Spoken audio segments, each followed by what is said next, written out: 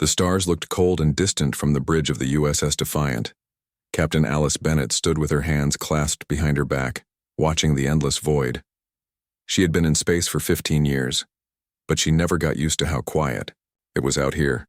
The ship hummed softly around her, the only sound in the emptiness. The Defiant was not the biggest ship in Earth's fleet. It wasn't even the newest. But it had something special: the quantum displacement drive. This new engine let the ship move through space in ways no one thought possible. It could jump across vast distances without using the usual space lanes where Dominion ships might be watching. For the past 50 years, humans had lived in fear like everyone else in the galaxy. The Zalcor Dominion ruled with cruelty. Their massive living ships looked like giant sea creatures made of metal and strange crystals. They took what they wanted from any world they found. Food, metals, people, all became property of the Dominion. "Captain, we're picking up a signal," said Lieutenant Sam Wilson from his station. His young face looked troubled as he adjusted the controls. "It's coming from Andromeda Colony." Bennett walked over to his console. Andromeda was one of the farthest human settlements, barely protected by Earth's military.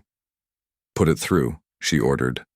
The screen flickered and showed a man with dirt on his face. Behind him, people were running and screaming. "This is Governor Frank Morris of Andromeda Colony. The Dominion is here. They say our resource quota is short. They're going to—" The transmission cut off as something exploded behind him. The bridge went silent. Everyone knew what happened when the Dominion found a colony that couldn't pay. They would wipe out all life on the planet. It had happened to human worlds twice before. "How far are we from Andromeda?" Bennett asked, her voice steady despite the cold feeling in her stomach. 3 hours with the quantum drive," replied Navigator Jeff Brown. Chief Engineer Kelly Martinez looked up from her station. "Captain, our orders are clear. We're supposed to observe only. The Defiant is too important to risk." Bennett knew this was true. Earth Command had been very clear. The Defiant was on a secret mission. They were to gather information about Dominion, movements, and return without being seen. Earth was still healing from the last Dominion attack 20 years ago. They weren't ready for another fight, but she also knew that 15,000 people lived on Andromeda. Families. Children. "How many Dominion ships?" she asked. Wilson checked his readings. "Just one harvester, ma'am. But it's a big one. 5 times our size. A harvester." The name itself made people afraid. These were the Dominion's planet killers. They had weapons that could crack a world open like an egg. Bennett walked slowly around the bridge, looking at her crew. They were all young except for Dr. Adam Clark, the science officer. His gray hair and lined face showed years of studying the Dominion. If anyone knew how to fight them, it was him. "Dr. Clark," Bennett said, "those reports you wrote about Dominion ships, the crystal weapons they use, didn't you have a theory about them?" Clark nodded. "Yes, Captain. My research suggests their crystal tech has a weakness. Everything vibrates at a certain frequency. If we could match that frequency with our acoustic disruptors, we might be able to shatter their weapon systems." "Might?" asked Peter Yang from Tactical.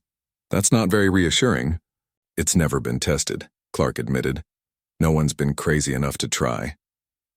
Bennett walked back to the front of the bridge and looked at the stars again. Orders were orders. Earth couldn't afford to lose the Defiant or reveal their new technology. But she hadn't joined space service to watch innocent people die. She made her decision.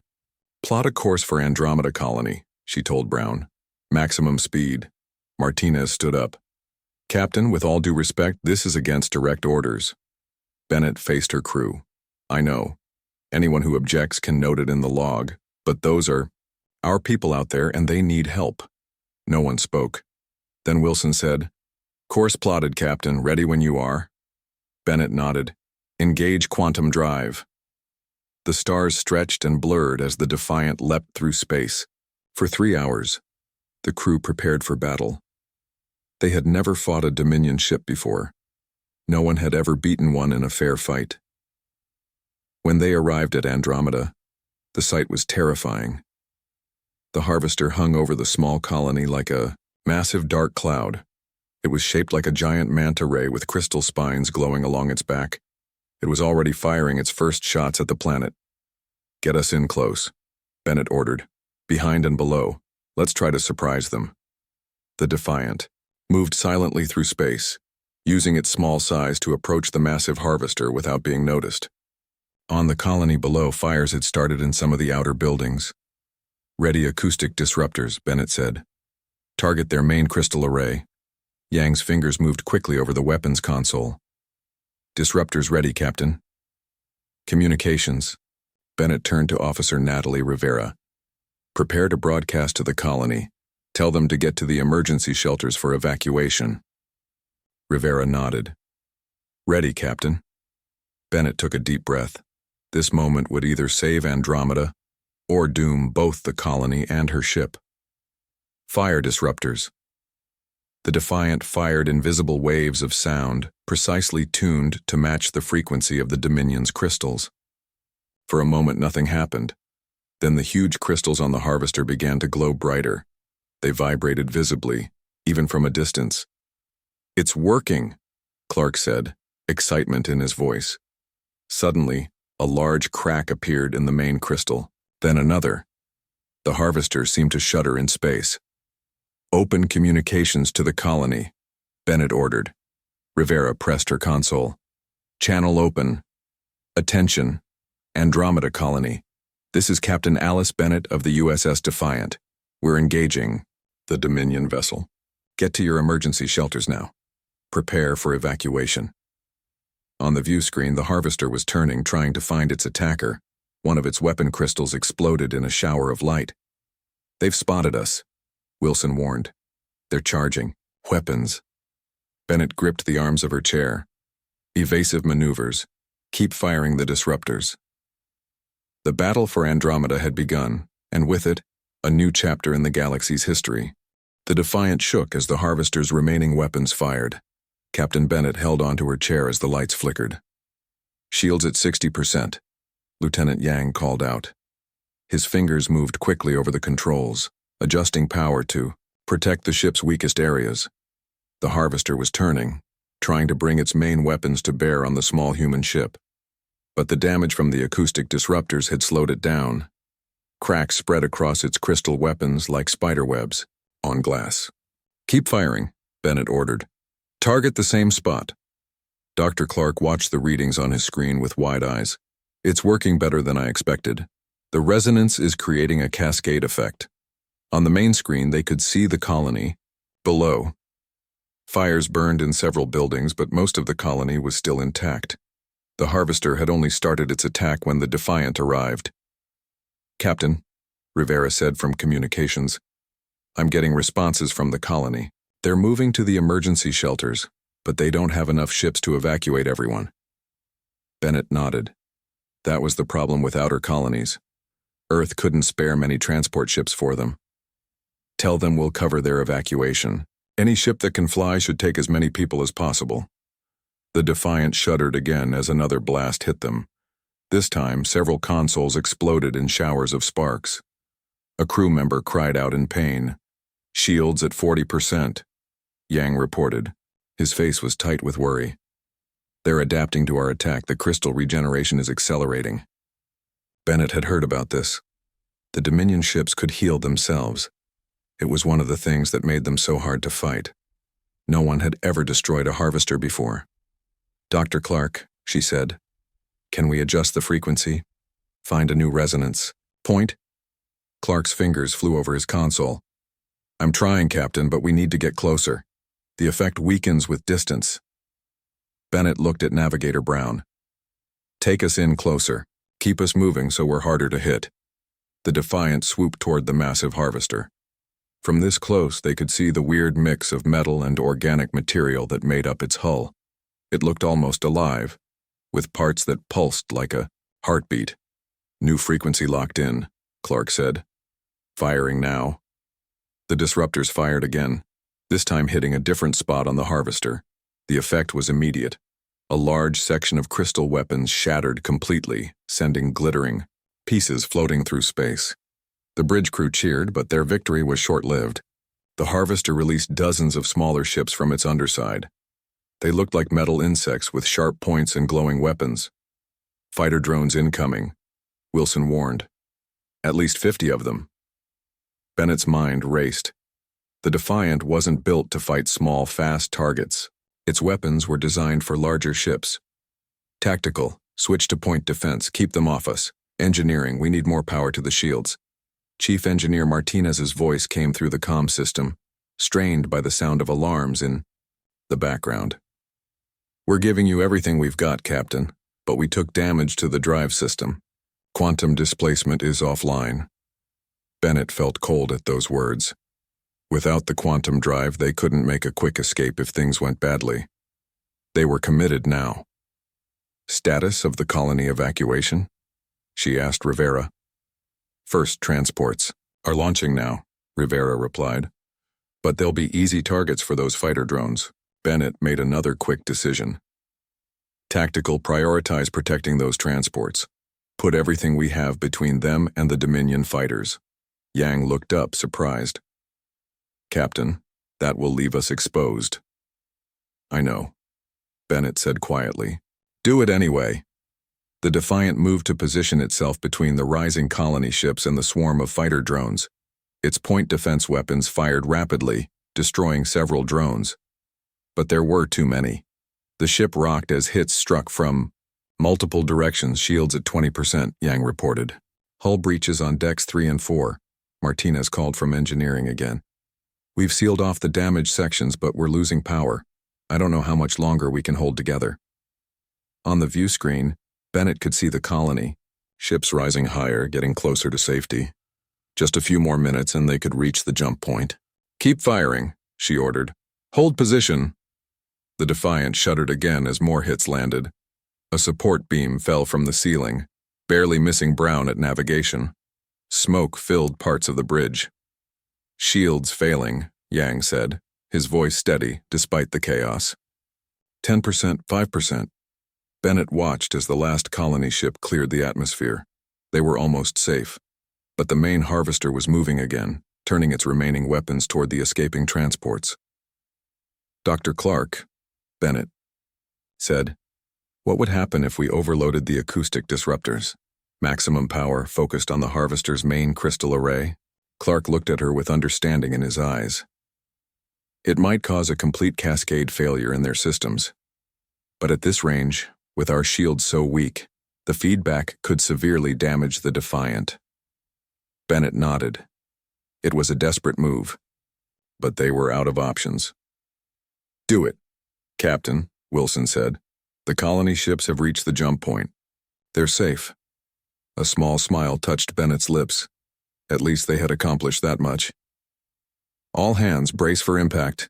Engineering, route all remaining power to the disruptors. The Defiant's engines glowed brightly as they poured their last energy into the weapons. The acoustic disruptors fired one final time, hitting the Harvester's main crystal with everything they had. For a moment, nothing seemed to happen. Then the crystal began to glow, brighter and brighter, until it was painful to look at. Cracks spread across its surface, then across the entire ship. Brace, Bennett shouted. The Harvester's main crystal shattered in a massive explosion of light and energy. A shockwave ripped through space, catching both the fighter drones and the Defiant in its path. The human ship tumbled end over end, systems failing and alarms blaring. Bennett was thrown from her chair, hitting her head hard on a console. Through blurry vision, she saw the Harvester breaking apart, great chunks of it spinning away in all directions. They had done it. They had destroyed a Dominion Harvester. As darkness crept into the edges of her vision, Bennett's last thought was of Earth, and how they would react when they heard what the Defiant had done. The galaxy would never be the same again. Captain Bennett woke up in the medical bay 3 days later. Her head throbbed and a bandage covered the left side of her face. Dr. Susan Gray, the ship's medical officer, stood over her with a scanner. Welcome back, Captain, Dr. Gray said. You had us worried. Bennett tried to sit up, but pain shot through her ribs. The ship, the crew? The Defiant is still in one piece, mostly, Dr. Gray explained. We lost power to most systems, but life support is working. We had 12 injuries, including you, but no deaths. Bennett felt relief wash over her. They had survived. And the harvester? Completely destroyed. No one's ever seen anything like it before. The door to the medical bay opened and Chief Engineer Martinez walked in. Her uniform was dirty, and dark circles showed under her eyes, but she was smiling. "Captain, good to see you awake," she said. "I have good news. We got communications back online an hour ago. We're picking up signals from Earth Fleet." Bennett took a moment to process this. "How long until they reach us?" "They're already here," Martinez said. 6 Earth ships arrived yesterday. They've been helping with repairs, and they're not alone. She helped Bennett stand up, and they slowly walked to the bridge. The ship was in rough shape. Walls were dented and repair crews worked everywhere. But the Defiant was still flying. When they reached the bridge, Bennett stopped in surprise. The view screen showed not just Earth ships, but vessels of designs she had never seen before. Sleek ships with glowing blue engines. Round ships that looked like spinning discs, even some that seemed to be made of crystal themselves. Wilson turned from his console. "Captain on the bridge," he announced, and the crew stood at attention. "At ease," Bennett said, still staring at the screen. "What am I looking at, Lieutenant?" "Ships. From 5 different alien species, ma'am," Wilson explained. "Orion Confederation, Teller Republic, Proxima Alliance, Centauri Collective, and even a Draven scout ship." Bennett was shocked. These species rarely worked together, and some were known to avoid contact with humans entirely. "What are they doing here?" The door opened again, and Admiral Joe Garcia walked onto the bridge. Bennett tried to stand straighter despite her injuries. "Admiral, I can explain our actions," she began, ready to defend her decision to engage the harvester. Garcia raised his hand. "Save it, Bennett. You're not in trouble. In fact, you and your crew are heroes." He gestured to the screen. When the colony ships jumped away, they broadcast what they saw. The recording of your battle spread faster than light across the galaxy. Everyone saw a single human ship stand up to a Dominion harvester and win. Bennett looked around at her crew, who seemed as surprised as she was. "For 300 years, the Dominion has ruled through fear," Garcia continued. "No one thought they could be beaten. Until now." He pointed to the alien ships. "These representatives came to meet the crew who did the impossible. They want to talk about an alliance." "An alliance?" Bennett repeated. "The Andromeda Miracle, they're calling it," Garcia said. "You've given hope to species that had none. There are reports of uprisings on 12 Dominion-controlled worlds. People are refusing to pay their tributes." Bennett understood the implications immediately. The Dominion will retaliate. "They already have," Garcia confirmed grimly. "They destroyed 3 agricultural worlds as punishment. But for every world they punish, 2 more join the resistance." He handed her a datapad. "The Orion ambassador wants to meet you. So do the others. They believe your resonance technology could be adapted for their ships." Bennett's mind was racing. This was bigger than just saving one colony. They had started something that could change the entire galaxy. "What are our orders, Admiral?" she asked. "Earth Command is divided," Garcia admitted. "Some want to keep a low profile, hope the Dominion focuses on the other rebellions. Others think this is our chance to build something better than what the Dominion created." He looked at her steadily. "I'm in the second group." An officer approached with another datapad. "Admiral, we've completed the initial repairs to the Defiant's engines. We can start moving it back to Earth within the hour." Garcia nodded. "Good. Captain Bennett needs to be present for the alliance talks." He turned back to Bennett. "That is, if you're willing to lead this. No one would blame you for stepping back after what you've been through." Bennett looked around at her bridge. Despite the damage, despite the danger they had faced, her crew stood tall. They had done something no one thought possible. And now the galaxy was watching to see what they would do next. "The Defiant will be ready, Admiral," she said firmly. Later, in her quarters, Bennett recorded a personal log. Her hand still shook slightly as she spoke. "We never meant to start a revolution. We were just trying to save one colony, but sometimes history has other plans. She paused, thinking about everything she had learned. The Dominion has ruled for centuries because everyone was too afraid to stand up to them. We showed the galaxy that they can be beaten. She looked out her small window at the gathering of ships, species that had been enemies or strangers to each other for generations, now floating side by side. Earth wanted to stay hidden, to build up our strength before the Dominion noticed us. That's not an option anymore. The recording of our battle has spread everywhere. The Dominion has put a bounty on Earth and the Defiant specifically. Bennett touched the bandage on her face. The doctor said it would leave a scar. We have a choice. Now, hide and hope the Dominion forgets about us or help lead the fight for freedom. My crew has already made their choice. So have I. She ended the recording and stood up carefully, mindful of her injuries. Through the window, she could see the alien ships moving in formation with Earth vessels, practicing maneuvers together, the beginning of something new. Whatever came next, the galaxy would never be the same, and humanity would help lead the way. 6 months after the battle at Andromeda Colony, the Defiant looked like a new ship. Its hull gleamed under the shipyard lights, and all systems had been repaired and improved. But the most important changes were the ones you couldn't see from the outside.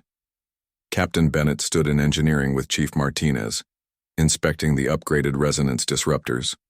What had once been experimental weapons were now the ship's main defense against the Dominion. The new targeting system will let us hit multiple crystal arrays at once, Martinez explained, pointing to a holographic display. And we've increased power output by 300%. Bennett nodded, impressed. How are the alien modifications working? Better than expected, Martinez said. The Orion shielding tech integrates perfectly with our systems, and the teller power relays give us an extra boost when we need it. The Defiant had become a symbol of the new alliance. Engineers from 5 species had worked together to improve the ship, adding their best technology to human designs. The result was unlike anything seen before in the galaxy. A message came through Bennett's communicator. Captain to the bridge. The fleet is assembling. Bennett and Martinez took the lift to the bridge. When the doors opened, Bennett was still amazed by the changes. Alien technology had been added to human consoles. The view screen was larger and clearer, and the crew now included officers from other species working alongside humans. Status report, Bennett said as she took her chair. All 20 Alliance ships report ready, Captain, said Wilson from his station. Beside him sat Kaleth, an Orion navigator whose species could see energy patterns invisible to humans. The raid plan is set, Yang added from tactical. Hit the shipyard, destroy the harvesters under construction, and gather intelligence. This would be the first major offensive against the Dominion. After months of small rebellions across the galaxy, the Alliance was ready to strike directly at Dominion power. The view screen showed the gathered fleet. Human ships flew alongside alien vessels, all modified with resonance technology. They were still outnumbered by the Dominion, but they had something the enemy didn't expect: unity. All ships prepare for jump, Bennett ordered. Remember the mission objectives. We're not just destroying ships. We're showing the galaxy that the Alliance is real. The fleet moved into position. The Defiant led the way, using its improved quantum drive to create a displacement field large enough for all 20 ships. The stars blurred and then they were gone. They emerged near a massive Dominion shipyard. It floated in space like a giant metal spider, with half-built harvesters connected to its central hub. Dominion worker ships moved between them carrying materials and slaves. They haven't detected us yet, Wilson reported. Their sensors are focused outward, not on this approach vector. Bennett felt a moment of pride. This had been her idea, to use the quantum drive to jump to an unexpected location. The Dominion never considered that anyone would attack them directly. All ships, begin attack pattern Delta, she ordered. Target the construction bays first. Free any slave ships you find. The Alliance fleet split into 3 groups. The Defiant led the main attack force straight toward the central hub. The other groups moved to flank the shipyard and cut off escape routes. The Dominion noticed them too late. By the time their alarms sounded, Alliance ships were already firing. resonance disruptors at the crystal arrays that powered the shipyard. Direct hit on the main power core, Yang reported as the Defiant's weapons found their mark. Their shields are fluctuating. The shipyard tried to fight back. Defense turrets fired at the attacking ships, but the modified shields held and the Alliance kept pressing forward. "Captain," Rivera called from communications, "I'm picking up transmissions from inside the shipyard. There are prisoners there, engineers captured from different worlds." Bennett hadn't expected this. The mission was to destroy the shipyard, not rescue prisoners. But she couldn't leave them behind. "Change of plans," she said firmly. "Tactical focus fire on the shipyard's outer defenses. Create a path to the prison section. Yang, prepare a boarding team." The battle intensified as the Defiant pushed closer to the shipyard. Other Alliance ships followed, providing cover fire. The resonance disruptors proved deadly against Dominion crystal technology. Harvester after harvester broke apart under the targeted attack. When they reached the prison section, Bennett led the boarding team herself. They cut through the shipyard's thick doors and fought their way past Dominion guards. The interior was dark and cold, designed to break the spirit of the captives. In the main holding area, they found hundreds of prisoners from dozens of species. Many were engineers and scientists forced to work on Dominion technology. Among them, Bennett spotted a human woman with gray hair and tired eyes. "I'm Captain Alice Bennett of the Earth ship Defiant," she said, helping the woman stand. "We're getting you out of here." The woman looked shocked. "Humans? Fighting the Dominion? I've been here for years. I thought Earth was trying to stay hidden." "Not anymore," Bennett replied. "We're part of an alliance now, and we're taking the fight to them." As they led the prisoners back to the ships, the woman introduced herself. "I'm Dr. Lisa Carter. I was captured during first contact with the Dominion. They've kept me here, forcing me to improve their technology." Bennett recognized the name. Dr. Carter had been one of Earth's top scientists, believed dead after the first Dominion attack. "Dr. Carter, you have no idea how much has changed," Bennett said as they boarded the Defiant, "and how much we need someone with your knowledge." Back on the bridge, they watched as the last of the shipyard's defenses fell. Alliance ships were already moving to safe distance, carrying rescued prisoners and valuable intelligence. "Set the charges," Bennett ordered. "Let's make sure nothing survives to help the Dominion." Explosions rippled across the shipyard, turning it into a cloud of debris. The Alliance had struck its first major blow against the enemy. As the fleet prepared to jump back to safe space, Dr. Carter approached Bennett on the bridge. "Captain, while I was their prisoner, I learned something important," she said quietly, "something about the Dominion that could change everything. They're not what we think they are." Bennett looked at her with interest. "What do you mean?" "The Zalcor ships, the crystals, all of it. They're being controlled by something else. Something ancient, and I know how to break that control." For the first time since the Battle of Andromeda, Bennett felt a real hope for victory. The day of the final battle came faster than anyone expected. 3 weeks after the raid on the shipyard, the Dominion assembled the largest fleet ever seen. Over 300 harvesters aimed directly at Earth. It was a clear message: destroy the source of the rebellion. In Earth's orbit, 67 Alliance ships gathered in defensive formation. It was every ship they could gather on short notice, but they were still outnumbered 5-1. The Defiant took position at the front of the line. "This is it," Captain Bennett said to her bridge crew. "The Battle of Saul. Everything we've done has led to this moment." Dr. Carter had worked day and night with Martinez and engineers from other species to develop a wide-scale resonance disruptor.